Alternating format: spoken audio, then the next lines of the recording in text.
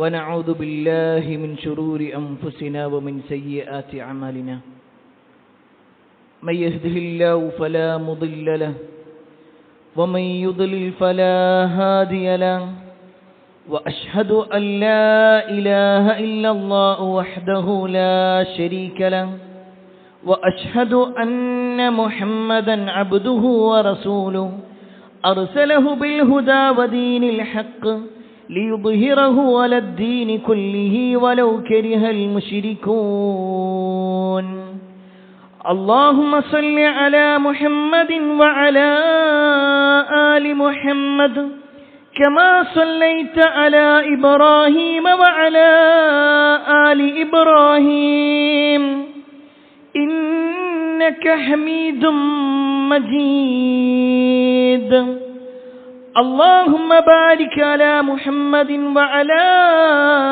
آل محمد كما باركت على إبراهيم وعلى آل إبراهيم إنك حميد مجيد يا أيها الذين آمنوا اتقوا الله حق تقاته ولا تموتن إلا وأنتم مسلمون أما بعد فإن خير الحديث كتاب الله وخير الهدي هدي محمد صلى الله عليه وسلم وشر الأمور محدثاتها وكل محدثة بدعة وكل بدعة ضلالة وكل ضلالة في النار أعوذ بالله من الشيطان الرجيم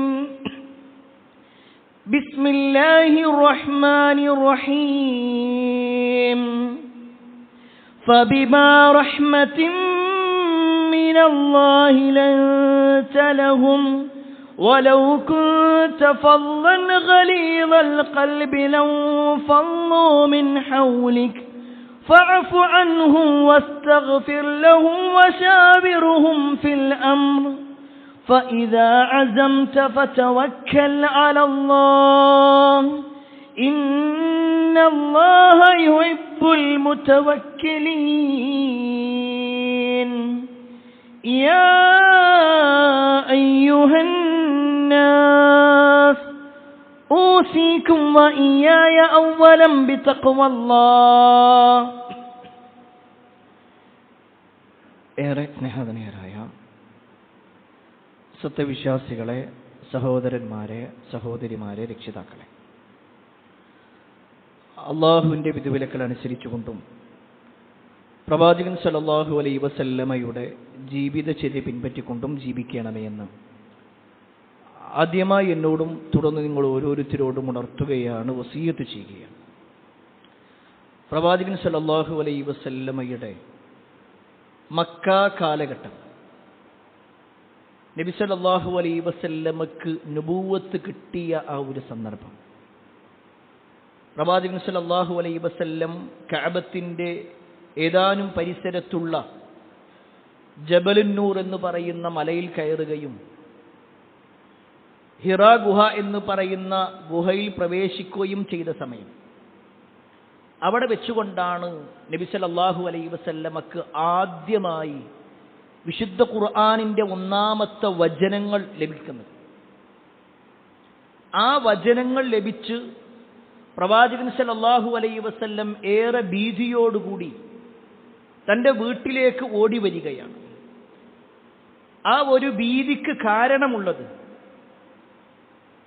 പ്രവാചകൻ സല്ലല്ലാഹു അലൈഹി വസല്ലം ഒറ്റക്കിരിക്കുന്ന ആ ഗുഹയിലേക്ക് ഒരാൾ വന്ന് പ്രവാചകനെ ചേർത്ത് പിടിച്ചുകൊണ്ട് അമർത്തുകയും നബി സല്ലല്ലാഹു അലൈഹി വസല്ലമക്ക് പരിചയമില്ലാത്ത ചില പദങ്ങൾ, ഇഖ്റ ബിസ്മി റബ്ബിക്കല്ലദീ ഖലഖ് എന്ന് തുടങ്ങുന്ന ഖുർആനിന്റെ ആദ്യത്തെ 5 ആയത്തുകൾ പാരായണം ചെയ്യുകയും ചെയ്ത ആ ഒരു ഘട്ടം.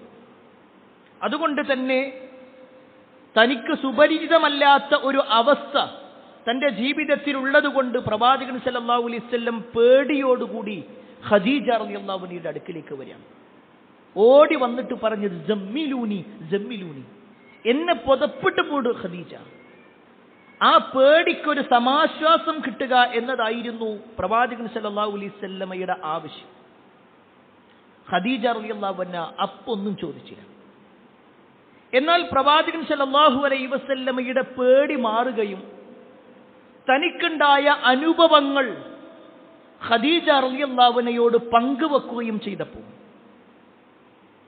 നബി സല്ലല്ലാഹു അലൈഹി വസല്ലമ ചോദിക്കുന്ന ഒരു ചോദ്യം, എനിക്കെന്താണ് പറ്റിയത്, എനിക്കെന്തോ കാര്യമായ ബുദ്ധിമുട്ടുകൾ വരുന്നുണ്ട് എന്ന ഒരു ആശങ്ക കൂടി ഖദീജ റളിയല്ലാഹു അൻഹയോട് പങ്കുവെച്ച സമയം അവർ പറയുന്ന ഒരു വാചകമുണ്ട്.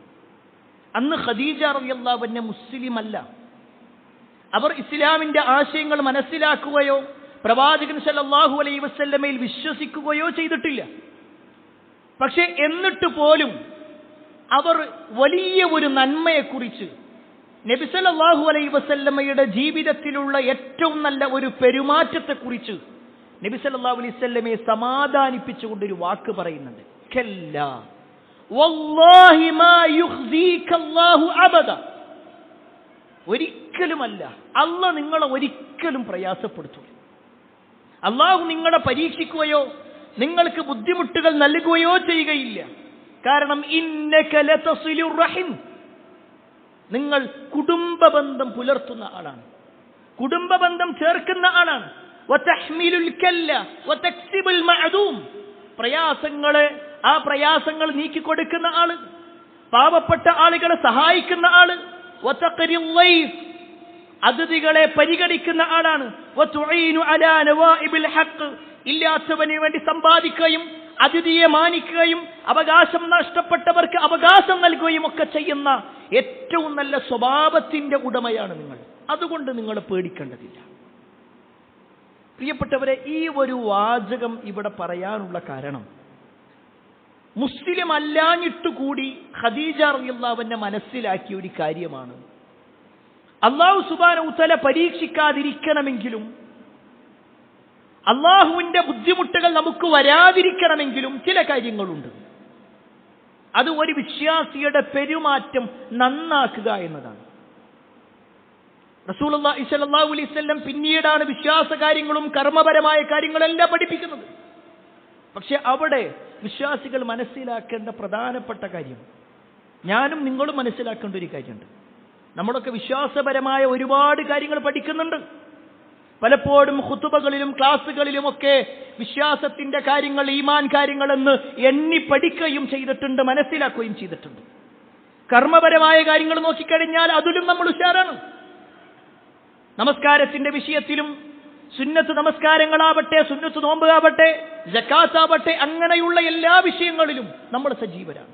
പക്ഷേ പ്രിയപ്പെട്ടവരെ, നമ്മുടെ പെരുമാറ്റ രീതികൾ പരിശോധിക്കുമ്പോൾ, ഒരു മുസ്ലിം എന്ന നിലക്ക് നമ്മൾ നമ്മുടെ വ്യക്തി ജീവിതത്തെ പരിശോധിക്കുകയാണെങ്കിൽ എവിടേക്കോ ചില പോരായ്മകൾ നമ്മുടെ വ്യക്തി ജീവിതവുമായി ബന്ധപ്പെട്ടുകൊണ്ട്, നമ്മുടെ പെരുമാറ്റ മര്യാദകളുമായി ബന്ധപ്പെട്ടുകൊണ്ട് നമുക്ക് കാണുവാൻ സാധിക്കും. അതൊരിക്കലും ഒരു മുസ്ലിമിന് യോജിക്കുന്നതേ അല്ല. നമ്മൾ പ്രത്യേകിച്ച് ഇന്നത്തെ ഒരു കാലഘട്ടം നോക്കിക്കഴിഞ്ഞാൽ ആളുകൾ ദീനിനെ മനസ്സിലാക്കുന്നത് എങ്ങനെയാണ്? അവരാരും ഖുർആൻ നോക്കിയിട്ടല്ല മനസ്സിലാക്കുക. അവരാരും തന്നെ ഹദീസുകൾ മനഃപ്പാടമാക്കിയിട്ടല്ല ദീനിനെ കുറിച്ച് പഠിക്കുക. മറിച്ച് ഒരു മുസ്ലിമിന്റെ പെരുമാറ്റം എങ്ങനെയാണ്, ഒരു മുസ്ലിമിന്റെ ജീവിതം എന്താണ്, അവൻ സമൂഹത്തിൽ എങ്ങനെയാണ്. ഈ സാമൂഹ്യമായിട്ടുള്ള ഇടപെടൽ എന്ന് പറയുമ്പോൾ തന്നെ സമൂഹത്തിൽ നിന്നും തികച്ചും ഒറ്റപ്പെട്ടു പോകുന്ന ആളുകളുണ്ട്. വേറെ ചില ആളുകളാകട്ടെ ഇസ്ലാമിന്റെ ആശയങ്ങളെ കുടുസാക്കി ആർക്കും സ്വീകരിക്കാൻ പറ്റാത്തൊരവസ്ഥയിലേക്ക് കൊണ്ടുപോകുന്ന ആളുകളുണ്ട്. വേറെ ചില ആളുകളാകട്ടെ എല്ലാം നിസാരവൽക്കരിച്ചുകൊണ്ട് ഒരു മുസ്ലിം എന്ന് പറഞ്ഞാൽ അത് മറ്റുള്ള വിഭാഗങ്ങളുമായി കൂടിക്കലർന്നുകൊണ്ട് അവരുടെ അതേ വിശ്വാസം, അവരുടെ അതേ ആഘോഷം, അവരുടെ അതേ പെരുമാറ്റം, അവരുടെ അതേ രൂപം, അതേ ഭാഷ എല്ലാം അങ്ങനെ തന്നെ, മാറ്റങ്ങളൊന്നും വേണ്ട. ഇങ്ങനെ ആകെ കൂടി ഒന്ന് കലങ്ങി നിൽക്കുന്ന ഒരവസ്ഥയിലാണ് ഒരു മുസ്ലിം ജീവിച്ചുകൊണ്ടിരിക്കുന്നത്. ഏതാണ് യഥാർത്ഥം, എന്താണ് സത്യം, എന്താണ് അസത്യം, എന്താണ് ഒരു മുസ്ലിമിന്റെ പെരുമാറ്റം, ഇതറിയാത്തൊരവസ്ഥ. അവിടെയാണ് പ്രിയപ്പെട്ടവരെ നമ്മുടെ നേതാവായ മുഹമ്മദ് മുസ്തഫ സല്ലല്ലാഹു അലൈഹി വസല്ലമയിലാണല്ലോ നമുക്ക് മാതൃകയുള്ളത്. ആ പ്രവാചകൻ സല്ലല്ലാഹു അലൈഹി വസല്ലം ജനങ്ങളോട് എങ്ങനെയായിരുന്നു? നബി സല്ലല്ലാഹു അലൈഹി വസല്ലമക്ക് എതിരായി നിന്നിരുന്ന ഒട്ടേറെ ആളുകൾ, ഒരു കാലത്ത് പ്രവാചകൻ സല്ലല്ലാഹു അലൈഹി വസല്ലമയുടെ ശത്രുവായി നിന്ന് മുസ്ലിമീങ്ങൾക്കെതിരെ പടപൊരുതിയ നേതാക്കന്മാരിൽപ്പെട്ട അബൂ സുഫിയാൻ അടക്കമുള്ള ആളുകൾ അവരോട് ചോദിക്കുന്നുണ്ട് നബി സല്ലല്ലാഹു അലൈഹി വസല്ലമയുടെ സ്വഭാവത്തെക്കുറിച്ച്. അവരുപോലും ശത്രുവായ അവരുപോലും നബി സല്ലല്ലാഹു അലൈഹി വസല്ലമയുടെ പെരുമാറ്റത്തെക്കുറിച്ചോ സാമൂഹ്യമായ ഇടപെടലുകളെ കുറിച്ചോ നബി സല്ലല്ലാഹു അലൈഹി വസല്ലമയുടെ സ്വഭാവവുമായി ബന്ധപ്പെട്ടുകൊണ്ട് എന്തെങ്കിലും ഒരു പ്രശ്നം ജനങ്ങളുമായിട്ട് അടുപ്പിക്കാൻ പറ്റാത്ത ഒരാളാട്ടോ എന്നൊരു വാക്കുണ്ടാവില്ല. എന്നാൽ പ്രിയപ്പെട്ടവർ, ഇനി നമ്മളിലേക്കൊന്ന് നോക്കാം. ചില ആൾക്കാരുണ്ടാവും കൃത്യമായി ജമാഅത്തിനൊക്കെ വരുന്നുണ്ടാവും, പക്ഷെ അവരുമായിട്ട് ഒരു ആളുകൾ സംസാരിക്കാൻ തുടങ്ങിക്കഴിഞ്ഞാൽ പറയുന്നത് അറിയോ, ഓനാളെ നിസ്കാരം മാത്രമേ ഉള്ളൂ, ആളുകളോട് എങ്ങനെ പെരുമാറണം എന്നറിയൂ. അങ്ങനത്തെ കുറെ മനുഷ്യന്മാർ. വേറെ ചില ആളുകളാവട്ടെ അവർ ദഅവാ പ്രവർത്തനങ്ങളിൽ സജീവരായിരിക്കും. പ്രബോധനങ്ങൾ എന്ന് പറഞ്ഞാൽ ജനങ്ങളിലേക്ക് എല്ലാ അർത്ഥത്തിലും എത്തിക്കാൻ റെഡിയാണ്. പക്ഷേ ജനങ്ങളോട് എങ്ങനെ സംസാരിക്കണം, എങ്ങനെയാണ് ആളുകളുമായി ഇടപെടേണ്ടത്, ഇതറിയാത്ത ഒരുപാട് ആളുകളുണ്ട്. ഞാൻ ആരെയും കുറ്റപ്പെടുത്താൻ വേണ്ടി പറയല്ല. നമുക്ക് മാതൃക നമ്മുടെ നേതാവായ മുഹമ്മദ് മുസ്തഫ സല്ലല്ലാഹു അലൈഹി വസല്ലമയാണെങ്കിൽ ആ പ്രവാചകൻ സല്ലല്ലാഹു അലൈഹി വസല്ലമക്ക് ചില സർട്ടിഫിക്കറ്റുകൾ അല്ലാഹു കൊടുത്തിട്ടുണ്ട്. അല്ലാഹു വിശുദ്ധ ഖുർആനിലൂടെ നബി സല്ലല്ലാഹു അലൈഹി വസല്ലമയുടെ സ്വഭാവത്തെക്കുറിച്ച് പറയാം. അത് വെറും വാക്കല്ല. അല്ലാഹു തമാശയാക്കിയിട്ട് ഖുർആനിൽ ഒരു ആയത്ത് പോലും വരുത്തിയിട്ടില്ല. അത്ര ഗൗരവത്തിൽ ഖുർആനിന്റെ ഓരോ അധ്യാപനങ്ങളും നോക്കിക്കഴിഞ്ഞാൽ നബി സല്ലല്ലാഹു അലൈഹി വസല്ലമയെ കുറിച്ച് അല്ലാഹു പറയാണ്, ഫബിമാ റഹ്മത്തിൻ മിനല്ലാഹി ലിൻത ലഹും. നബി സല്ലല്ലാഹു അലൈഹി വസല്ലമയോട് പറയാണ്, പ്രവാചകരെ നിങ്ങളുടെ കാരുണ്യം കൊണ്ടാണ് നീ അവരോട്, അല്ലാഹുവിൽ നിന്നുള്ള കാരുണ്യം കൊണ്ടാണ് നീ അവരോട് സൗമ്യമായി പെരുമാറുന്നത്, ആളുകളുമായിട്ട് സൗമ്യതയോടുകൂടിയുള്ള പെരുമാറ്റം. എന്നിട്ട് വീണ്ടും അല്ലാഹു പറയാണ്, വലൗ കുൻത ഫല്ലൻ ഗലീലൽ ഖൽബ് ലം ഫല്ലൂ മിൻ ഹൗലിക്. പ്രവാചകരെ നിങ്ങളെങ്ങാനും അവരോട് പരുഷ സ്വഭാവത്തോടു കൂടിയാണെങ്കിൽ ലം ഫല്ലൂ മിൻ ഹൗലിക്, താങ്കളുടെ അടുക്കൽ നിന്ന് ചുറ്റുഭാഗത്തു നിന്നും അവർ ഓടിപ്പോകുന്നതാണ്. നബി സല്ലല്ലാഹു അലൈഹി വസല്ലം എല്ലാവരും കൂട്ടിപ്പിടിക്കുന്ന ഒരു സ്വഭാവമാണ്. അല്ലാതെ നബി സല്ലല്ലാഹു അലൈഹി വസല്ലം അങ്ങനെ ചില കമാൻഡുകൾ പറഞ്ഞുകൊണ്ട് ആളുകൾ അതിൽ നിന്നും ആട്ടിപ്പായിക്കുന്ന ഒരവസ്ഥ, നീ ഞങ്ങളുടെ കൂടെ വേണ്ട, ഇവൻ നമ്മളെ കൂടെ വേണ്ട, ആ പ്രയോഗമല്ല. നബി സല്ലല്ലാഹു അലൈഹി വസല്ലം എല്ലാവരും കൂട്ടിപ്പിടിക്കും. എന്നിട്ട് പറയാണ്, ഫഅഫു അൻഹും, നിങ്ങൾ അവരോട് മാപ്പ് നൽകണം. നബി സല്ലല്ലാഹു അലൈഹി വസല്ലമയോട് പറയാണ്, ജനങ്ങൾക്ക് മാപ്പ് നൽകണം. അത് മാത്രമല്ല, വസ്തഗ്ഫിർ ലഹും, അവർക്ക് നിങ്ങൾ പുറത്തു കൊടുക്കുകയും വേണം. വശാവിറുഹും ഫിൽ അംർ, ജനങ്ങളുടെ കാര്യത്തിൽ ഒരു മുശാവറ കൂടിയാലോചന നടത്തുകയും വേണം. ഫഇദാ അസംത ഫതവക്കൽ അലല്ലാഹ്, ഈ കാര്യങ്ങളെല്ലാം നിങ്ങൾ തീരുമാനമെടുത്തു കഴിഞ്ഞാൽ പിന്നെ നിങ്ങൾ പൂർണ്ണമായി കൊണ്ട് അല്ലാഹുവിൽ തവക്കുലാക്കി വരമേൽപ്പിക്കുകയും വേണം. ഇന്നല്ലാഹ യുഹിബ്ബുൽ മുതവക്കിലീൻ, തീർച്ചയായും അല്ലാഹു സുബ്ഹാനഹു വ തആല തവക്കുലാക്കുന്ന ആളുകളെ ഇഷ്ടപ്പെടുന്നുണ്ട്. ഈ ആയത്തിലൂടെ അല്ലാഹു സുബ്ഹാനഹു വ തആല നമ്മെ പഠിപ്പിക്കുന്നത് നബി സല്ലല്ലാഹു അലൈഹി വസല്ലമയുടെ സൗമ്യമായ പെരുമാറ്റം, നബി സല്ലല്ലാഹു അലൈഹി വസല്ലം ജനങ്ങളോട് എങ്ങനെയായിരുന്നു. ഇവിടെയാണ് പ്രിയപ്പെട്ടവരെ നമ്മളൊക്കെ സമൂഹത്തിൽ നമ്മളും ജീവിക്കുന്നുണ്ട്, നബി സല്ലല്ലാഹു അലൈഹി വസല്ലമയും ജീവിക്കുന്നുണ്ട്. റസൂലുള്ളാഹി സ്വല്ലല്ലാഹു അലൈഹി വസല്ലമയുടെ സ്വഭാവത്തെക്കുറിച്ച് സ്വഹാബിമാർക്ക് ആർക്കും തന്നെ എതിരഭിപ്രായം ഉണ്ടാവില്ല, ഉറപ്പാണ്. എന്നാൽ ആ നാട്ടിൽ ജീവിച്ച നബി സല്ലല്ലാഹു അലൈഹി വസല്ലമക്കെതിരെ എന്തെല്ലാം ആരോപണങ്ങൾ പറഞ്ഞവരാണെങ്കിലും അവരാരും നബി സല്ലല്ലാഹു അലൈഹി വസല്ലമയുടെ സ്വഭാവത്തെ പറ്റി പറഞ്ഞിട്ടില്ല. നബി സല്ലല്ലാഹു അലൈഹി വസല്ലമയുടെ വ്യക്തിജീവിതം മോശമാണെന്ന് പറഞ്ഞിട്ടില്ല. നബി സല്ലല്ലാഹു അലൈഹി വസല്ലം ആളുകളോടുള്ള ഇടപെടൽ അത് ശരിയല്ല എന്ന് പറഞ്ഞിട്ടില്ല. മുഹമ്മദിന്റെ സംസാരം മോശമാണെന്ന് പറഞ്ഞിട്ടില്ല. സാമ്പത്തിക രംഗം മോശമാണെന്ന് പറഞ്ഞിട്ടില്ല. ഒന്നും പറഞ്ഞിട്ടില്ല. ആക്ഷേപം പറഞ്ഞിട്ടുള്ളത് എന്താ? ദീനുമായി ബന്ധപ്പെട്ടുകൊണ്ടാണ്. ആ ദീന് സ്വീകരിക്കാൻ ഞങ്ങൾ റെഡിയല്ല, അതുകൊണ്ട് കുറെ കാരണങ്ങൾ ഉണ്ടാക്കിയെന്ന് മാത്രം. ഇത് പ്രിയപ്പെട്ടവരെ റസൂലുള്ളാഹി സ്വല്ലല്ലാഹു അലൈഹി വസല്ലമയിൽ മാത്രമല്ല, നബി സല്ലല്ലാഹു അലൈഹി വസല്ലമയിൽ നിന്നും ദീന് കേട്ട ഒന്നാമത്തെ പുരുഷൻ അത് അബൂബക്കർ സിദ്ദീഖ് റളിയല്ലാഹു അൻഹു ആണല്ലോ. ആ അബൂബക്കർ റളിയല്ലാഹു അൻഹു മക്കയിൽ ജീവിക്കുക, അബൂബക്കർ റളിയല്ലാഹു അൻഹു ജനങ്ങൾക്കിടയിൽ ജീവിക്കുന്നു. മുസ്ലിമായി മക്കത്ത് ജീവിക്കാൻ പ്രയാസമായപ്പോ, ശത്രുക്കളുടെ അതിയായ ഉപദ്രവങ്ങൾ ഉണ്ടായപ്പോ, ദ്രോഹങ്ങൾ ഉണ്ടായപ്പോ അബൂബക്കർ റളിയല്ലാഹു അൻഹു മക്കത്ത് നിന്ന് അബ്സീനയിലേക്ക് ഹിജ്റ പോകാൻ തീരുമാനിച്ചു.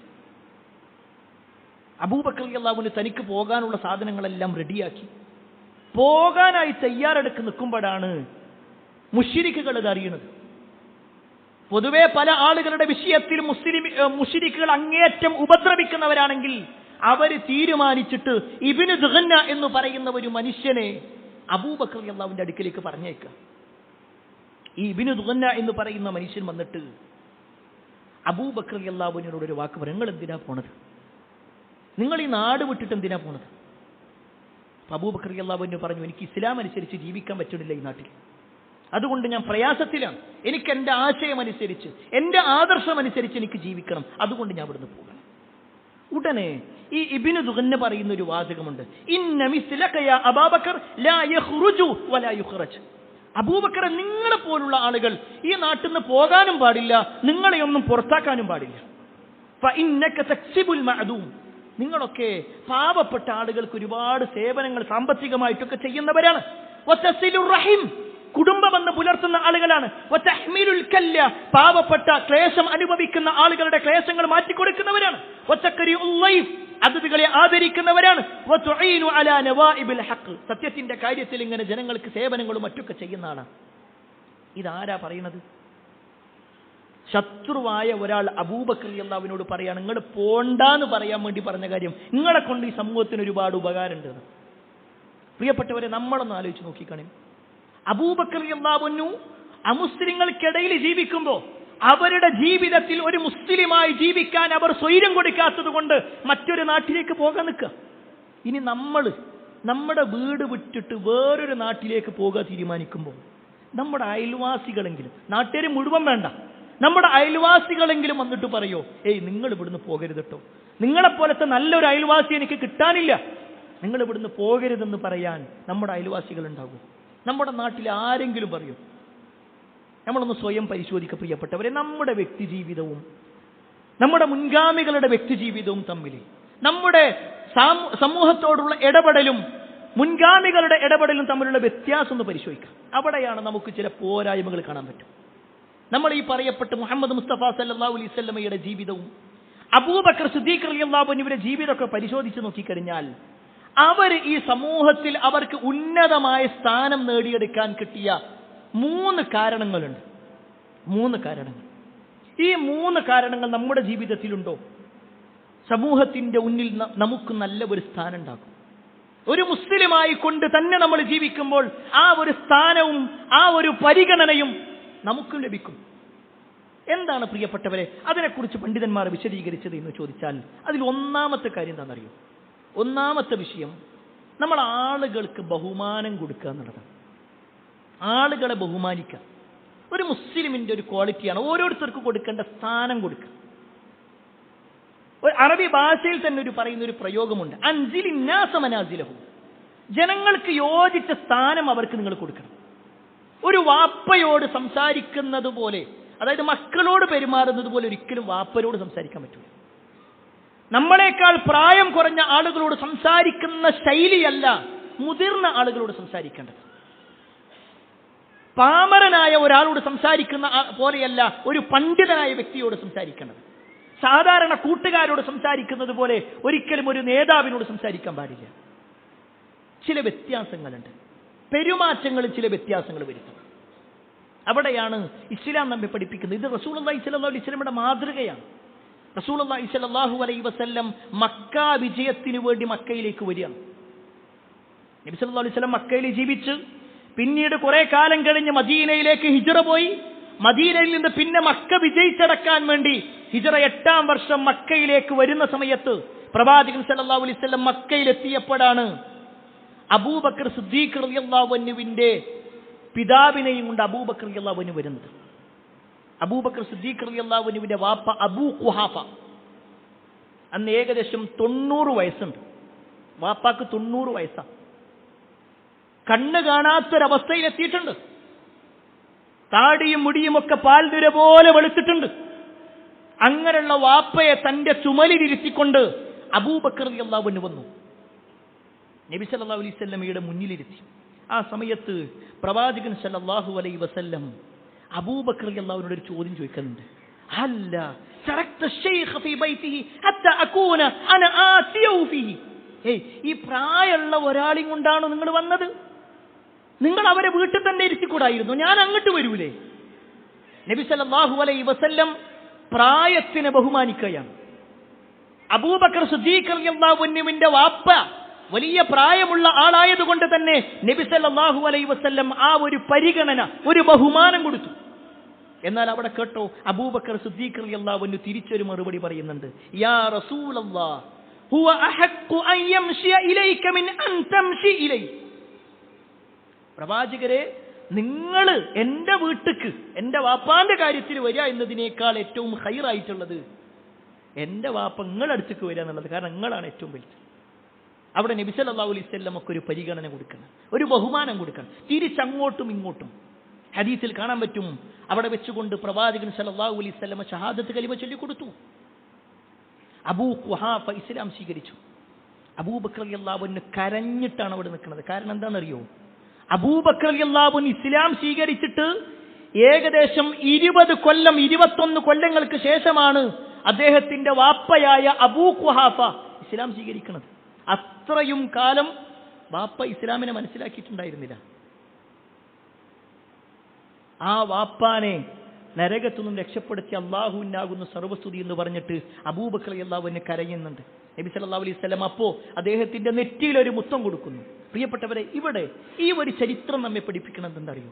പ്രായമുള്ള ഒരാളുടെ കാര്യത്തിൽ നബി സല്ലല്ലാഹു അലൈഹി വസല്ലം പറഞ്ഞൊരു വാക്കാണ്. അതെങ്ങനെ പ്രയാസപ്പെടുന്നത് നമ്മൾ അങ്ങോട്ട് ചെല്ലൂലേ? പലപ്പോഴും നമ്മളൊക്കെ കുറച്ചൊക്കെ സാമ്പത്തികമായിട്ടോ എന്തെങ്കിലും ഒരു ഉയർച്ച വരുമ്പോഴേക്കോ ഇങ്ങോട്ട് വരട്ടെ, ഞാനല്ലേ അതിലെ നേതാവ്, ഞാനല്ലേ രാജാവ്, ഞാനല്ലേ അതിന്റെ മുതലാളി. ഈ പ്രയോഗങ്ങൾ ഒരു വിശ്വാസിക്ക് യോജിക്കുന്നതല്ല. റസൂലുള്ളാഹി സ്വല്ലല്ലാഹു അലൈഹി വസല്ലം പരിഗണിച്ചു, അബൂബക്കർ സിദ്ദീഖ് റളിയല്ലാഹു അൻഹു തിരിച്ചും പരിഗണിച്ചു. ഇനി നിങ്ങൾ നോക്ക്, വിശുദ്ധ ഖുർആനിൽ നോക്കിക്കഴിഞ്ഞാൽ ഞാനാണ് നിങ്ങളുടെ റബ്ബ് എന്ന് പറഞ്ഞ ഒരു വ്യക്തിയുണ്ട്. അന റബ്ബുക്കുമുൽ അഅല, ഞാനാണ് നിങ്ങളുടെ ഏറ്റവും ഉന്നതനായ റബ്ബ് എന്ന് വാദിച്ച ഒരു മനുഷ്യൻ, അത് മൂസാ നബി അലൈഹിസ്സലാമിന്റെ കാലത്ത് ജീവിച്ച ഫിർഔനായിരുന്നു. ആ ഫിർഔനിന്റെ അടുക്കലേക്ക്, ഫിർഔനിന്റെ കൊട്ടാരത്തിലേക്ക് മൂസാ നബി അലൈഹിസ്സലാമിനെയും ഹാറൂൻ നബി അലൈഹിസ്സലാമിനെയും അല്ലാഹു പറഞ്ഞേക്കുക. ആ പറഞ്ഞേക്കുമ്പോ അല്ലാഹു സുബ്ഹാനഹു വ തആല ഈ 2 പ്രവാചകന്മാരോട് പറയുന്ന ഒരു കാര്യമുണ്ട്. ഇദ്ഹബാ ഇലാ ഫിർഔൻ ഇന്നഹു തഗാ, നിങ്ങൾ 2 പേരും ഫിർഔനിന്റെ അടുക്കലേക്ക് പോകണം, തീർച്ചയായും അവൻ അതിക്രമകാരിയായിട്ടുണ്ട്. ഫഖൂലാ ലഹു ഖൗലൻ ലയ്യിനാ. ആ വാക്കാണ് പ്രിയപ്പെട്ടവരെ അള്ളാന്റെ സ്നേഹത്തിലുണ്ടെന്ന് കണ്ടോളി. ഫഖൂലാ ലഹു ഖൗലൻ ലയ്യിനാ, നിങ്ങൾ അവരോട് മാന്യമായ വാക്കാ പറയണ്ടേ. ഫിർഔനിനോട് സംസാരിക്കുമ്പോ ഞാനാണ് റബ്ബ് എന്ന് അവകാശപ്പെട്ടുകൊണ്ട് അല്ലാഹ് എവിടെ? തന്റെ കൂടെ ഉണ്ടായിരുന്ന ആളുകളോട്, ഖാറൂനോട് പറഞ്ഞിട്ടുണ്ട്, വലിയ വലിയ ഹാമാനോട് പറഞ്ഞിട്ടുണ്ട് വലിയ കൊട്ടാരമുണ്ടാക്കാൻ. എവിടെ? മുഹമ്മദ് ഫിർഔനിനെ സംബന്ധിച്ചിടത്തോളം ഫിർഔൻ പറയാണ്, മൂസാ നബി അലൈഹിസ്സലാം പരിചയപ്പെടുത്തുന്ന റബ്ബ് എവിടെയാണ്? ആ റബ്ബിനെ ഞാനൊന്ന് എത്തി നോക്കട്ടെ, അവൻ പറയുന്ന സ്വർഗം ഞാനൊന്ന് എത്തി നോക്കട്ടെ എന്ന് പറഞ്ഞതാ. ആ പറയപ്പെട്ട ഫിർഔനിന്റെ അടുക്കലേക്ക്, അതിക്രമകാരിയായ ഫിർഔനിന്റെ അടുക്കലേക്ക് പോകുമ്പോ അല്ലാഹ് പറയാണ്, ഫഖൂലാ ഖൗലൻ ലയ്യിന, നിങ്ങൾ അയാളുടെ നല്ല മാന്യമായ വാക്ക് പറയണം.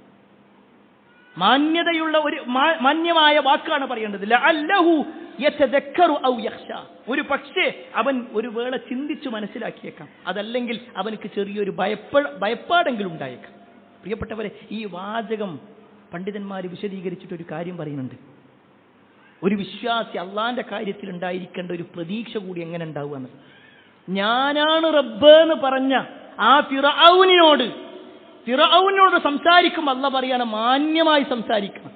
ആ ഫിർഔനിനോട് പോലും മാന്യത വിടരുത്. എന്നാൽ റബ്ബേ നീയാണ് ഞങ്ങളുടെ റബ്ബ് എന്ന് പറഞ്ഞ ആ വിശ്വാസികളോട് അള്ളാന്റെ സ്നേഹം എത്രയായിരിക്കും, നമ്മളോട് അള്ളാന്റെ സ്നേഹം എത്രയാണ്. ആ ഒരു വാക്കുകൂടി നമ്മൾ മനസ്സിലാക്കാം. ഈ ഒരു വാചകത്തിൽ പ്രിയപ്പെട്ടവരെ അല്ലാഹു സുബ്ഹാനഹു വ തആല ഫിർഔനിന്റെ വിഷയത്തിൽ പോലും ലയ്യനായിട്ടുള്ള നൈർമല്യത്തിന്റെ വാക്കുകൾ പറയണമെന്ന് പഠിപ്പിച്ചിട്ടുണ്ടെങ്കിൽ ഒരു വിശ്വാസി എന്ന നിലക്ക് നമ്മൾ നമ്മുടെ പരിചയത്തിലുള്ള, നമ്മുടെ കുടുംബത്തിലുള്ള, നമ്മുടെ വ്യക്തിബന്ധത്തിലുള്ള ആളുകളോടുള്ള പെരുമാറ്റം എങ്ങനെയാണ്? ഒരു പക്ഷേ ഒരു ഭർത്താവ് എന്ന നിലക്ക് നിങ്ങൾ പരിശോധിക്കുക. ഞാൻ ആരെയും കുറ്റപ്പെടുത്താൻ വേണ്ടിയല്ല. ഒരു ഭർത്താവ് എന്ന നിലക്ക് നമ്മുടെ ഭാര്യയോടുള്ള പെരുമാറ്റം എങ്ങനെ? ഞാനാണ് വീടിന്റെ കാര്യങ്ങൾ നോക്കുന്നത്, ഞാനാണ് എല്ലാം ചെയ്യുന്നത്, എല്ലാ കാര്യത്തിലും ഒരു കാർക്കശ്യത്തിന്റെ വാക്ക് പറയാത്ത എത്ര ഭർത്താക്കന്മാരുണ്ടാവും? വീടിന്റെ കാര്യങ്ങൾ നമ്മൾ നോക്കാൻ തുടങ്ങിയാൽ പിന്നെ വാപ്പയും ഉമ്മയും നമ്മൾ പറഞ്ഞതുപോലെ നിൽക്കും, അല്ലേ? അങ്ങനത്തെ ഒരു അവസ്ഥയിലേക്കാണോ ഒരു വിശ്വാസി പോകേണ്ടത്? നബി സല്ലല്ലാഹു അലൈഹി വസല്ലമ തന്റെ ഭാര്യമാരോടുള്ള പെരുമാറ്റം എങ്ങനെയാ? റസൂലുള്ളാഹി സ്വല്ലല്ലാഹു അലൈഹി വസല്ലമ മാതാപിതാക്കളോട് എങ്ങനെ പെരുമാറണം എന്നാ പറഞ്ഞു?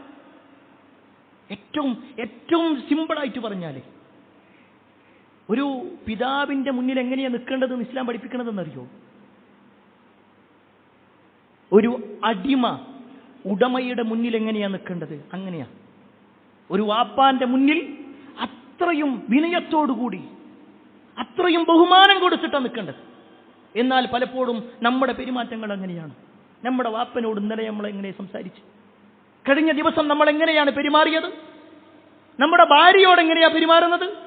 അവിടേക്ക് ചില അധികാരത്തിന്റെ സ്വരങ്ങൾ നമ്മൾ കുറച്ചൊക്കെ സമ്പാദിക്കാൻ തുടങ്ങുമ്പോഴേക്ക് അത്തരത്തിലുള്ള സംസാരങ്ങളും പെരുമാറ്റങ്ങളും ഉണ്ടെങ്കിൽ പ്രിയപ്പെട്ടവരെ തിരുത്തണം. നമ്മുടെ ഒരു വിശ്വാസിക്ക് യോജിക്കണതല്ല. രണ്ടാമത്തെ കാര്യം എന്താണെന്ന് വെച്ചാൽ ജനങ്ങളുടെ അവസ്ഥ മനസ്സിലാക്കി പെരുമാറുന്നത്. ഒരു വിശ്വാസിക്ക് എപ്പോഴും ഉന്നതമായ സ്ഥാനം കിട്ടും. ജനങ്ങളുടെ അവസ്ഥ കൂടി മനസ്സിലാക്കിയിട്ടാണ് അവൻ പെരുമാറേണ്ടത്. എല്ലാ കാര്യങ്ങളും എല്ലാവരോടും പറയാന്നുള്ളത്, ജനങ്ങളെ അതിലേക്ക് എത്തിയിട്ടുണ്ടോ എന്ന് കൂടി പരിശോധിക്കണം. ഒരിക്കൽ റസൂലുള്ളാഹി സ്വല്ലല്ലാഹു അലൈഹി വസല്ലം മുആദ് ബിൻ ജബൽ റളിയല്ലാഹു അൻഹുമായിട്ട് ഒരു യാത്ര പോവുക. റസൂലുള്ളാഹി സ്വല്ലല്ലാഹു അലൈഹി വസല്ലമയും മുആദ് റളിയല്ലാഹു അൻഹും ഒരു വാഹനപ്പുറത്താണ്. നബി മുന്നിലും നബിന്റെ തൊട്ടു പിന്നിലായിട്ട് മുആദ് റളിയല്ലാഹു അൻഹു. ആ സമയത്ത് റസൂലുള്ളാഹി സ്വല്ലല്ലാഹു അലൈഹി വസല്ലം വിളിച്ചു, യാ മുആദ് ബിൻ ജബൽ, യാ മുആദ്, അല്ലയോ മുആദ്. ആ സമയത്ത് മുആദ് റളിയല്ലാഹു അൻഹു പറഞ്ഞു, ലബ്ബൈക വസഅദൈക യാ റസൂലല്ലാഹ്, അല്ലാഹുവിന്റെ റസൂലേ, നിങ്ങളെ വിളിക്കുത്തരം ഞാനിതാ നൽകിയിരിക്കുന്നു. വീണ്ടും നബി സല്ലല്ലാഹു അലൈഹി വസല്ലം വിളിച്ചു, യാ മുആദ്. അപ്പോഴും പറഞ്ഞു, പ്രവാചകരുതാ, ഞാൻ നിങ്ങളുടെ വിളിക്കുത്തരം നൽകിയിരിക്കുന്നു. മൂന്നാമത്തെ തവണയും പറഞ്ഞു. അത് നബി സല്ലല്ലാഹു അലൈഹി വസല്ലം അദ്ദേഹത്തിന്റെ ശ്രദ്ധ പൂർണ്ണമായി നബിയിലേക്ക് വരാൻ വേണ്ടി വിളിക്കണം. എന്നിട്ട് പ്രവാചകൻ സല്ലല്ലാഹു അലൈഹി വസല്ലം ഒരു കാര്യം പറയാണ്, മാ മിൻ അഹദിൻ യശ്ഹദു അല്ലാ ഇലാഹ ഇല്ലല്ലാഹ് വ അന്ന മുഹമ്മദ റസൂലുള്ളാഹ് സിദ്ഖൻ മിൻ ഖൽബിഹി ഇല്ലാ ഹറമഹു അല്ലാഹു അലന്നാർ. അല്ലാഹു അല്ലാതെ ആരാധനക്കർഹനായി മറ്റാരുമില്ല, മുഹമ്മദ് നബി സല്ലല്ലാഹു അലൈഹി വസല്ലം അല്ലാഹുവിന്റെ ദൂതനാണ് എന്ന് ഒരാൾ സത്യപ്പെടുത്തിയാൽ, പരിപൂർണമായി സത്യപ്പെടുത്തുകയാണെങ്കിൽ അവൻ തീർച്ചയായും നരകത്തിൽ നിന്ന് രക്ഷപ്പെട്ടവനാണ്. ഈ ഒരു ആശയം റസൂലുള്ളാഹി സ്വല്ലല്ലാഹു അലൈഹി വസല്ലം മുആദ് ബിൻ ജബൽ റളിയല്ലാഹു അൻഹു പറഞ്ഞു. ഉടനെ മുആദ് റളിയല്ലാഹു അൻഹു പ്രവാചകൻ സല്ലല്ലാഹു അലൈഹി വസല്ലമയോട് ചോദിക്കുകയാണ്, യാ റസൂലല്ലാഹ് അഫലാ ഉഖ്ബിറു ബിഹിന്നാസ് ഫയസ്തബ്ശിറുക. അല്ലാഹുവിന്റെ റസൂലേ, ഞാനിത് ജനങ്ങൾക്ക് അറിയിച്ചു കൊടുക്കട്ടെ, എല്ലാവരും സന്തോഷത്തിലാകും, ഈ സന്തോഷ വാർത്ത ജനങ്ങൾ കൂടി ഒന്ന് അറിഞ്ഞുകൊള്ളട്ടെ. ആ സമയത്ത് റസൂലുള്ളാഹി സ്വല്ലല്ലാഹു അലൈഹി വസല്ലം പറയാണ്, വേണ്ട, ഇദൻ യത്തഖിലു, അങ്ങനെ അത് കേട്ട് കഴിഞ്ഞാൽ അവർ അതിൽ തവക്കുലാക്കും. ഇത് മാത്രം പറഞ്ഞാൽ മതി, പിന്നെ വേറൊന്നും വേണ്ടാത്തു. അതുകൊണ്ട് ഇപ്പൊ പറയണ്ട ചില കാര്യങ്ങളുണ്ട് വിശ്വാസികളെ. നമ്മളെ സംബന്ധിച്ചിടത്തോളം സംസാരത്തിലും പെരുമാറ്റത്തിലും എല്ലാവരോടും എല്ലാം പറയേണ്ടതല്ല. ചിലതൊക്കെ പറയേണ്ടതാണോ പരിശോധിക്കണം. അത് ഞാൻ പറയേണ്ടതുണ്ടോ ഇല്ലേ? പലപ്പോഴും കണക്ക് പറയുന്നവരാണ്, പ്രത്യേകിച്ച് കുടുംബജീവിതത്തിൽ. നമ്മുടെ വാപ്പക്ക് കൊടുത്ത, ഉമ്മക്ക് കൊടുത്ത, മക്കൾക്ക് കൊടുത്ത കാര്യങ്ങളിൽ വരെ കണക്ക് പറയും. നമ്മൾക്ക് സ്വയം പരിശോധിക്കണം. അത്തരത്തിലുള്ള സംസാരങ്ങൾ കൊണ്ട് എന്ത് നേട്ടമുള്ളത്? ആർക്കാ അതുകൊണ്ട് ലാഭമുള്ളത്? നമ്മളൊരാളെ സഹായിച്ചു, അത് അള്ളാന്റെ തൃപ്തി ആഗ്രഹിച്ചിട്ടാണ് ചെയ്തതെങ്കിൽ പിന്നെ അത് ജനങ്ങളുടെ മുന്നിൽ ഇങ്ങനെ പറഞ്ഞു നടക്കേണ്ടതില്ല. അങ്ങനെ പറഞ്ഞു നടക്കുന്നുണ്ടെങ്കിൽ അള്ളാന്റെ അടുക്കൽ പ്രതിഫലം ഉണ്ടാവില്ല. കാരണം അയാൾ ജനങ്ങളുടെ തൃപ്തിയാണ് ഉദ്ദേശിച്ചത്. ജനങ്ങളുടെ തൃപ്തിക്ക് വേണ്ടിയല്ല നമ്മുടെ പ്രവർത്തനങ്ങൾ, മറിച്ച് അള്ളാന്റെ തൃപ്തി അനുസരിച്ചുകൊണ്ടായിരിക്കണം. മൂന്നാമത്തെ കാര്യം, ഒരു മുസ്ലിമിനെ സംബന്ധിച്ചിടത്തോളം അവന്റെ പെരുമാറ്റം എന്ന് പറഞ്ഞാൽ അവസരത്തിനനുസരിച്ചു കൊണ്ടായിരിക്കണം, യോജിക്കുന്ന രൂപത്തിലായിരിക്കണം പെരുമാറേണ്ടത്. ഈ പറയുന്നത് ഒരാൾ ഓന്തിനെ പോലെ സ്വഭാവം മാറണമെന്നല്ല, അവന്റെ വിശ്വാസങ്ങളും ആശയങ്ങളുമെല്ലാം മാറ്റിത്തിരുത്തണമെന്നല്ല, മറിച്ച് ആളുകളോട് സംസാരിക്കുമ്പോഴും അവരോട് പെരുമാറുമ്പോഴും ഒക്കെ അയാൾക്ക് യോജിക്കുന്നതാണോ ഞാൻ ഈ പറയുന്നത് എന്ന ഒരു ശൈലി കൂടി നമ്മൾ എടുക്കണം. റസൂലുള്ളാഹി സ്വല്ലല്ലാഹു അലൈഹി വസല്ലമ വിശ്വാസികളെ പരിചയപ്പെടുത്തിയ ഒരു വാചകമുണ്ട്, മിൻ ഹുസ്നി ഇസ്ലാമിൽ മർഇ തർക്കുഹു മാ ലാ യഅനി. ഒരു മുസ്ലിമിന്റെ ഏറ്റവും ഉത്തമമായ സ്വഭാവത്തിൽപ്പെട്ട ഒരു കാര്യമാണ് അവൻ ആവശ്യമില്ലാത്ത കാര്യങ്ങളിൽ അവൻ ഇടപെടില്ല. പലപ്പോഴും നമ്മൾ മുസ്ലിമീങ്ങളാണ്, നാട്ടിൽ എന്ത് കാര്യം ഉണ്ടെങ്കിലും അതിൽ പോയിട്ടൊന്ന് തലയിടും. ആവശ്യമുണ്ടോ ഇല്ല എന്നുള്ളതല്ല, ചില കാര്യങ്ങൾ നമ്മൾ ശ്രദ്ധിക്കേണ്ടി വരും, ചിലത് നമ്മൾ അന്വേഷിക്കേണ്ടി വരും. അതല്ല ഞാൻ പറയുന്നത്. എല്ലാ കാര്യങ്ങളിലും എല്ലാ വിഷയങ്ങളിലും എത്രത്തോളം എന്നാൽ നമ്മളൊക്കെ നമ്മുടെ വാട്സപ്പ് ഗ്രൂപ്പുകളൊന്ന് വെറുതൊന്ന് പരിശോധിച്ചാൽ മതി. ഒരു പക്ഷേ അതിൽ നമ്മളയച്ച മെസ്സേജുകൾ മാത്രം മതി നമ്മുടെ പരലോകം നഷ്ടപ്പെടാൻ. നമ്മളയച്ച വോയിസുകൾ ഒരു പക്ഷേ കൂട്ടുകാരന്മാർ, അത് ഞങ്ങൾ മാത്രമുള്ള ഒരു ഗ്രൂപ്പാണ്. ശരി, അള്ളാന്റെ അടുക്കൽ അത് നമ്മൾ മാത്രമാണെന്ന് പറയാൻ പറ്റുമോ? അത് ഞാൻ ആ വ്യക്തിക്ക് മാത്രം അയച്ചതാണ്. ശരി, അള്ളാന്റെ അടുക്കൽ അത് നമുക്ക് രക്ഷപ്പെടാൻ പറ്റുമോ? അവിടെ നമ്മൾ ഓരോരുത്തരും പരിശോധിക്കണം. ഒരു മുസ്ലിമിനെ സംബന്ധിച്ചിടത്തോളം എല്ലാവരോടും എല്ലാ രൂപത്തിലുമല്ല, വീട്ടിൽ സംസാരിക്കുന്ന വാക്കുകളല്ല ജനങ്ങളോട് സംസാരിക്കേണ്ടത്. ആ ഒരു ശൈലിയല്ല സ്വീകരിക്കേണ്ടത്. അവിടെ വീട്ടിൽ വേറെ തന്നെയാണ്. ജനങ്ങൾക്കിടയിൽ എത്തുമ്പോൾ കുറച്ചൊക്കെ ഒരു മാറ്റം ഉണ്ടാകും. ചില ആൾക്കാർ പറയുന്ന ശൈലികളാണ് ഞാൻ പറയുന്നത്. എനിക്കങ്ങനെ ഒളിയും മറയൊന്നുമില്ല. എനിക്ക് പറയാനുള്ളത് ആരോടാണെങ്കിലും ഞാൻ പറയും. അതൊരു വിശ്വാസിന്റെ വാക്കല്ല. വിശ്വാസി പറയുമ്പോൾ ഒന്ന് ശ്രദ്ധിക്കും, അവന്റെ നാവൊന്ന് നിയന്ത്രിക്കും.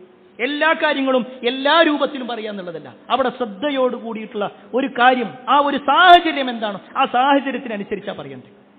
നിങ്ങൾക്കറിയുമോ, റസൂലുള്ളാഹി സ്വല്ലല്ലാഹു അലൈഹി വസല്ലമയുടെ ഒരു ഹദീസ് ബറാ ഇബ്നു ആസിബ് റളിയല്ലാഹു അൻഹു റിപ്പോർട്ട് ചെയ്യുന്ന ഹദീസിൽ കാണാൻ പറ്റും. ഒരു അൻസാരിയായ സ്വഹാബി മരിച്ചു. ആ സ്വഹാബി മരണപ്പെട്ടിട്ട് അദ്ദേഹത്തിന്റെ മയ്യത്തുമായിട്ട് ഖബറിന്റെ അടുത്തേക്കെത്തി. എന്നാൽ ഖബറാകട്ടെ കുടിച്ചുകൊണ്ടിരിക്കണം. സ്വാഭാവികമായിട്ടും ആളുകൾ ഇങ്ങനെ സംസാരിക്കുന്ന ഒരു ടൈം റസൂലുള്ളാഹി സ്വല്ലല്ലാഹു അലൈഹി വസല്ലം മയ്യത്ത് അവിടെ വെക്കാൻ വേണ്ടി പറഞ്ഞു. എന്നിട്ട് പ്രവാചകൻ സ്വല്ലല്ലാഹു അലൈഹി വസല്ലം സഹാബത്തിനെ എല്ലാവരും അടുത്തി. എന്നിട്ട് ചില കാര്യങ്ങൾ പഠിപ്പിച്ചു കൊടുക്കണം. ആ ഒരു സാഹചര്യം നബി ഉപയോഗപ്പെടുത്താം. സാഹചര്യം അനുസരിച്ച് നബി സല്ലല്ലാഹു അലൈഹി വസല്ലം പറയാ, ബറാ റളിയല്ലാഹു അൻഹു പറയാണ്, ഞങ്ങൾ അവിടെ ഇങ്ങനെ ഇരിക്കുമ്പോൾ ഞങ്ങളുടെ തലയിൽ ഒരു പക്ഷി വന്നിരുന്നാൽ അത് പാറിപ്പോകാത്ത രൂപത്തിൽ തല പോലും മനക്കാതെ നബി സല്ലല്ലാഹു അലൈഹി വസല്ലം എന്താണോ പറയുന്നത് അത്രയും ശ്രദ്ധയോടുകൂടിയാണ് ഞങ്ങൾ ഇരുന്നത്. ആ സാഹചര്യങ്ങൾ ഉണ്ടാക്കുക. നമ്മൾ കുട്ടികളോട് സംസാരിക്കുമ്പോഴും തന്നെ അവരോട് ഉപദേശിക്കുമ്പോഴും തന്നെ എല്ലാ അർത്ഥത്തിലും ഇങ്ങനെ ഉപദേശിക്കുക എന്നുള്ളത് ഒരു വിശ്വാസി എന്ന നിലയ്ക്ക് നമ്മൾ മനസ്സിലാക്കേണ്ട കാര്യമാണ്. കുട്ടികളെ ശിക്ഷിക്കുന്ന ആളുകളുണ്ട്. എന്തിനാ ശിക്ഷിച്ചത് എന്ന് കുട്ടിക്കും അറിയില്ല, തല്ലിയവനും അറിയില്ല. കുട്ടികളെ ഉപദേശിക്കുന്നവരുണ്ട്. എന്താണ് ഉപദേശം അത് കുട്ടിക്ക് മനസ്സിലായിട്ടില്ല. ആ കുട്ടിയുടെ പ്രായം നോക്കിയിട്ടല്ല അവൻ ഉപദേശങ്ങൾ കൊടുക്കുന്നത്, അവന്റെ പ്രായം നോക്കിയിട്ടല്ല അവന് ശിക്ഷ കൊടുക്കുന്നത്. മറിച്ച് നമ്മൾ നമ്മുടെ ദേഷ്യം മുഴുവൻ കുട്ടികളിൽ തീർക്കാം. അങ്ങനത്തെ ഒക്കെ രക്ഷിതാക്കൾ, പ്രിയപ്പെട്ടവരെ, നമ്മുടെ മക്കളെ നമ്മളിൽ നിന്നും അകറ്റുകയാണ് ചെയ്തുകൊണ്ടിരിക്കുന്നത്. അതുകൊണ്ട് ഈ പറയപ്പെട്ട ഓരോ കാര്യങ്ങളും ഒരു സാമൂഹ്യ ജീവിയായി ജീവിക്കുന്ന നമ്മളെ സംബന്ധിച്ചിടത്തോളം സമൂഹത്തിൽ ഇടപെടുമ്പോൾ നമുക്ക് ഉന്നതമായ സ്ഥാനങ്ങൾ ലഭിക്കണമെങ്കിൽ ഈ പറയപ്പെട്ട കാര്യങ്ങൾ ശ്രദ്ധിക്കുക. അല്ലാഹു സുബ്ഹാനഹു വ തആല അത്തരത്തിലുള്ള ആളുകളിൽ നമ്മെ ഏവരെയും ഉൾപ്പെടുത്തുമാറാവട്ടെ.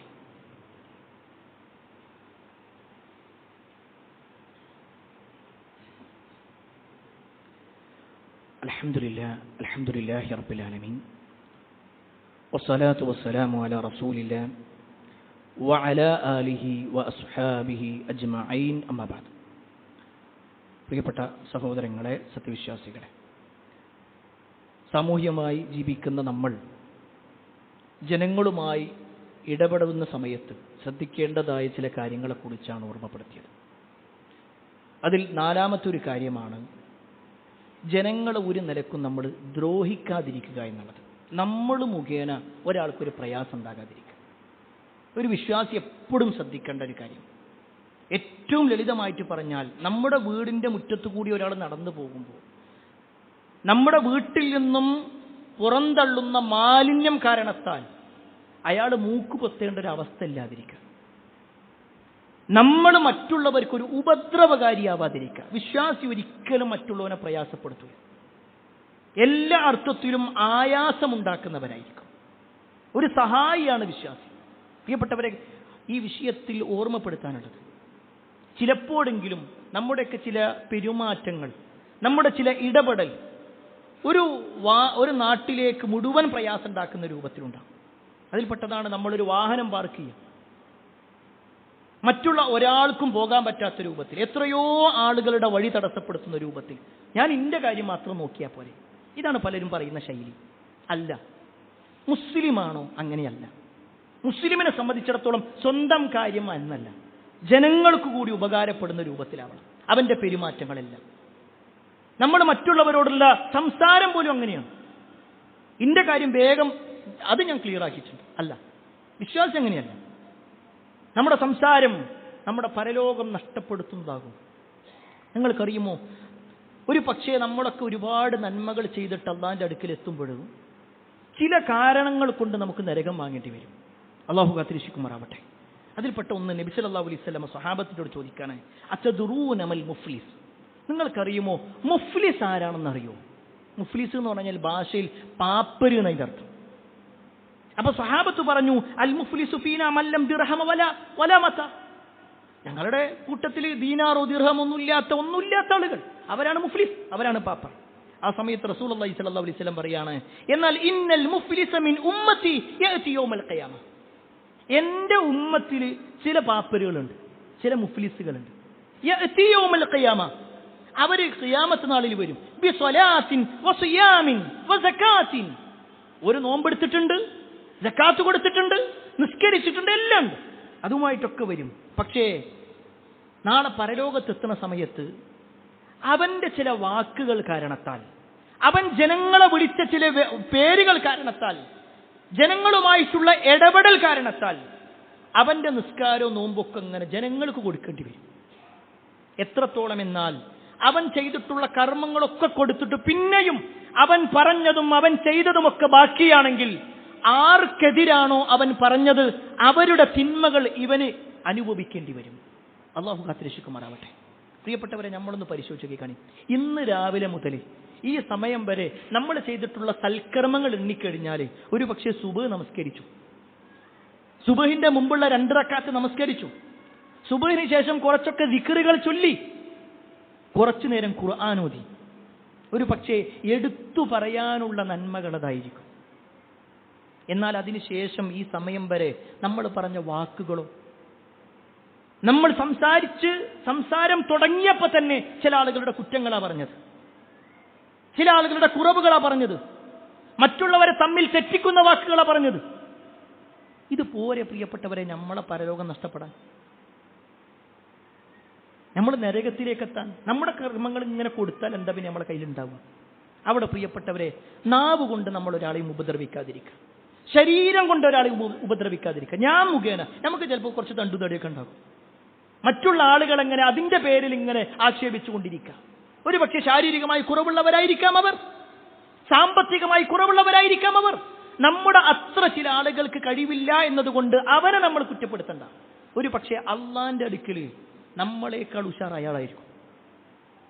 അതുകൊണ്ട് തന്നെ നമ്മുടെ പെരുമാറ്റങ്ങൾ നന്നാക്കണം. ആ ഒരു കാര്യം പ്രത്യേകം ശ്രദ്ധിക്കുക. അതോടൊപ്പം സാന്ദർഭികമായി സൂചിപ്പിക്കാനുള്ളത്, ഒരുപാട് തവണ നമ്മൾ ഓർമ്മപ്പെടുത്തിയ കാര്യമാണ് ഖുതുബക്ക് നേരത്തെ വരിക എന്നുള്ളത്. ഒരുപാട് തവണ നമ്മൾ ആവർത്തിച്ചു. ഒരു ഹദീസ് അറിയാത്തവരല്ല ഈ കൂട്ടത്തിലുള്ളവരാരും. ഖുതുബ തുടങ്ങുന്നതിന് മുമ്പ് പള്ളിയുടെ എല്ലാ കവാടങ്ങളിലും ഒരു മലക്കുണ്ടാകും. ആ മലക്കിന്റെ കയ്യിൽ ഒരു രേഖയുണ്ടാകും. ഓരോരുത്തരും കയറുന്നത് അത് രേഖപ്പെടുത്തും എന്ന് വിശ്വസിക്കുന്നു. നമ്മൾ വിശ്വാസികളായതുകൊണ്ടാണല്ലോ പള്ളിക്ക് വരുന്നത്, ജനങ്ങളെ ബോധ്യപ്പെടുത്താനല്ല. കാരണം ഇന്ന് ആരെയും ബോധ്യപ്പെടുത്തുന്നില്ല. നമുക്ക് ആത്മാർത്ഥമായിട്ട് ബോധ്യമുണ്ട്, മരണത്തിന് ശേഷം ഒരു ജീവിതമുണ്ട്, ഞാൻ ജുമാ നഷ്ടപ്പെടുത്താൻ പാടില്ല, ഞാൻ ജുമാക്ക് വരേണ്ട ആളാണ്. എങ്കിൽ പ്രിയപ്പെട്ടവരെ, ഓരോ ആഴ്ചയിലും ആ മലക്കുകൾ രേഖപ്പെടുത്തുന്ന രേഖ അതെപ്പോഴാണ് ആ മലക്ക് മടക്കി വെക്കപ്പെടാം? ഖതീബ് മിമ്പറിലേക്ക് കയറിയാൽ അത് മടക്കി വെക്കുന്ന, ഖതീബ് മിമ്പറിലേക്ക് കയറിയാൽ അത് മടക്കി വെച്ചുകൊണ്ട് മലക്കുകൾ ഖുതുബ ശ്രവിക്കും എന്ന് ഒരിക്കൽ പോലും കളവ് പറയാത്ത മുഹമ്മദ് മുസ്തഫ സല്ലല്ലാഹു അലൈഹി വസല്ലം പറഞ്ഞിട്ടുണ്ട്. നബി സല്ലല്ലാഹു അലൈഹി വസല്ലം കളവ് പറയൂല. എങ്കിൽ നമ്മൾ പരിശോധിക്കാം, ഇന്ന് ആ രേഖയിൽ നമ്മുടെ ആരുടെയൊക്കെ പേരുണ്ടാകും. ഇന്നൊരു പക്ഷേ നമുക്ക് ചില തടസ്സങ്ങൾ വന്നു നോക്കാം. കഴിഞ്ഞ ആഴ്ച ഉണ്ടായിരുന്നു, അതിൻ്റെ മുമ്പത്തെ ആഴ്ച ഉണ്ടായിരുന്നു, ഒരു കൊല്ലമായിട്ട് നമ്മളൊന്ന് പരിശോധിക്കും. നമ്മൾ നിസ്കരിച്ചിട്ടില്ലേ? ഉണ്ട്, നമ്മൾ നിസ്കരിച്ചിട്ടുണ്ട്. പക്ഷേ ആ രേഖയിൽ നമ്മുടെ പേരുണ്ടാവില്ല. ഇനി ഒന്നുകൂടി കേട്ടോ, വിശുദ്ധ ഖുർആനിൽ ഒരു ആയത്തുണ്ട്, സൂറത്തുൽ ജുമുഅ. ആ ജുമുഅ സൂറത്തൊന്ന് നമ്മൾ വായിക്കണം. നമ്മൾ ജുമുഅക്ക് വന്നവരാണല്ലോ. അതിലൊരു ആയത്തുണ്ട്, യാ അയ്യുഹല്ലദീന ആമനു എന്ന് പറഞ്ഞിട്ട് വിശ്വാസികളെ വിളിച്ചുകൊണ്ട് പറയാണ്, നിങ്ങൾ ജുമുഅക്ക് വിളിക്കപ്പെട്ട് കഴിഞ്ഞാൽ നിങ്ങൾ വേഗം വരണം. വദറുൽ ബൈഅ, കച്ചവടം നിങ്ങൾ ഒഴിവാക്കണം. ആ ഒരു വാചകം വെച്ചിട്ടാണ് പറയുന്നത്, ജുമുഅയുടെ സമയത്തുള്ള ഇടപാടുകൾ, ജുമുഅ നടക്കുന്ന സമയത്തുള്ള ഇടപാടുകൾ, കച്ചവടങ്ങൾ, അത് ഹറാമാണ്, ഹറാമായ കച്ചവടമാണ്. എത്ര ഗൗരവമുണ്ട് അതിന്. അപ്പോൾ പ്രിയപ്പെട്ടവരെ, നമ്മളിത് ഒരുപാട് തവണ ആവർത്തിച്ചിട്ടും ഒരു പക്ഷേ അതിൻ്റെ ഗൗരവം മനസ്സിലാക്കാത്തത് കൊണ്ടായിരിക്കും. ഞാൻ ആരെയും കുറ്റപ്പെടുത്താൻ വേണ്ടി പറയല്ല, നമ്മളിത് ശ്രദ്ധിക്കണം. നമ്മുടെ പരലോകത്ത് നമ്മളെത്തുന്ന സമയത്ത് നമ്മളെല്ലാം ചെയ്തു എന്ന് വിചാരിക്കുമ്പോൾ നമ്മളെ ഈ പറയപ്പെട്ട രേഖയിലൊന്നും നമ്മുടെ പേരില്ലാത്തൊരവസ്ഥ ഉണ്ടാകാം. ഒരു ദുനിയാവിൻ്റെ വിഷയമാണെങ്കിൽ നമ്മളൊക്കെ നേരത്തെ എത്തൂലേ? ദുനിയാവിൽ എന്തെങ്കിലും ഒരു നേട്ടം കിട്ടുന്നുണ്ടെങ്കിൽ, ഈ പാലക്കാടുള്ള ലുലുവിൽ ഏതെങ്കിലും ഒരു ഓഫർ ഉണ്ടെന്ന് പറഞ്ഞാൽ, അത് രാത്രി 12 മണിക്കുള്ള സെയിലാണെന്ന് പറഞ്ഞാൽ അപ്പോഴും നമ്മൾ പോകും. ഞാൻ ആരെയും കുറ്റപ്പെടുത്താൻ വേണ്ടി പറയല്ല. എന്തെങ്കിലും ഒരു 1000 ഉറുപ്പിക കിട്ടുന്ന കാര്യമാണെങ്കിൽ നമ്മൾ റെഡിയാണ്. എന്നാൽ പ്രിയപ്പെട്ടവരെ, നമ്മുടെ പരലോകത്തിൻ്റെ കാര്യത്തിൽ ഏറ്റവും ഗൗരവപ്പെട്ട കാര്യമാണല്ലോ ജുമുഅ എന്നുള്ളത്. അതിൻ്റെ ഗൗരവം ഞാൻ പറയേണ്ട ആവശ്യമല്ല, നമുക്കെല്ലാവർക്കും അറിയാം. എങ്കിൽ അത് നഷ്ടപ്പെടുത്തുന്ന പെരുമാറ്റങ്ങൾ നമ്മൾ ഇല്ലാതിരിക്കുക. നമ്മൾ കൃത്യമായിട്ട് നേരത്തെ തന്നെ അതിലെത്തിച്ചേരുക. അല്ലാഹു സുബ്ഹാനഹു വ തആല നന്മകൾ ചെയ്ത് ജീവിക്കുന്ന ആളുകളിൽ നമ്മെ ഇവരെയും ഉൾപ്പെടുത്തുമാറാവട്ടെ. ഒരുപാട് ആളുകൾ പ്രാർത്ഥന കൊണ്ട് വസിയത്ത് നൽകിയിട്ടുണ്ട്. എല്ലാവരുടെയും പ്രാർത്ഥന അല്ലാഹു സ്വീകരിക്കുമാറാവട്ടെ. ഈ അടുത്ത് നമ്മുടെ ഒരു സഹോദരൻ മരണപ്പെട്ടതായിട്ട് വായിക്കാൻ കഴിഞ്ഞു. അല്ലാഹു സുബ്ഹാനഹു വ തആല അദ്ദേഹത്തിൻ്റെ ഖബറിടം വിശാലമാക്കി കൊടുക്കുമാറാവട്ടെ. അദ്ദേഹത്തിൻ്റെ പാപങ്ങൾ അല്ലാഹു പുറത്തു മാപ്പാക്കി കൊടുക്കുമാറാവട്ടെ. പ്രാർത്ഥന കൊണ്ട് വസിയത്ത് നൽകിയിട്ടുള്ള എല്ലാവരുടെയും പ്രാർത്ഥന അല്ലാഹു സ്വീകരിക്കുമാറാവട്ടെ. ലോകത്ത് ഒരുപാട് ആളുകൾ പ്രയാസപ്പെടുന്നുണ്ട്, പ്രത്യേകിച്ച് മുസ്ലിമുകൾക്കിടയിൽ. അവരുടെ എല്ലാ പ്രയാസങ്ങളും, ഫലസ്തീനികളുടെ കാര്യത്തിൽ പ്രത്യേകിച്ചും അവരുടെ പ്രയാസങ്ങളെല്ലാം അള്ളാഹു നീക്കി കൊടുക്കുമാറാവട്ടെ. സമാധാനം നൽകുമാറാവട്ടെ. നമുക്കും അവർക്കും ഈ ലോകത്തും പരലോകത്തും അള്ളാഹു സമാധാനമുള്ള ഒരു ജീവിതം നൽകുമാറാവട്ടെ. അല്ലാഹുമ്മ ഗഫിറിൽ മുഅ്മിനീന വൽ മുഅ്മിനാത്ത് വൽ മുസ്ലിമീന വൽ മുസ്ലിമാത്ത് അൽ അഹ്യാഇ മിൻഹും വൽ അംവാത്ത് ഇന്നക മുജീബുദ് ദഅവാതി യാ ഖാദിൽ ഹജാത്ത്. അല്ലാഹുമ്മ അജ്ർനാ മിനൻ നാർ, അല്ലാഹുമ്മ അജ്ർനാ മിനൻ നാർ, اللهم اجرنا من النار. ربنا آتنا في الدنيا حسنة وفي الآخرة حسنة وقنا عذاب النار. آمين آمين برحمتك يا أرحم الراحمين والحمد لله رب العالمين.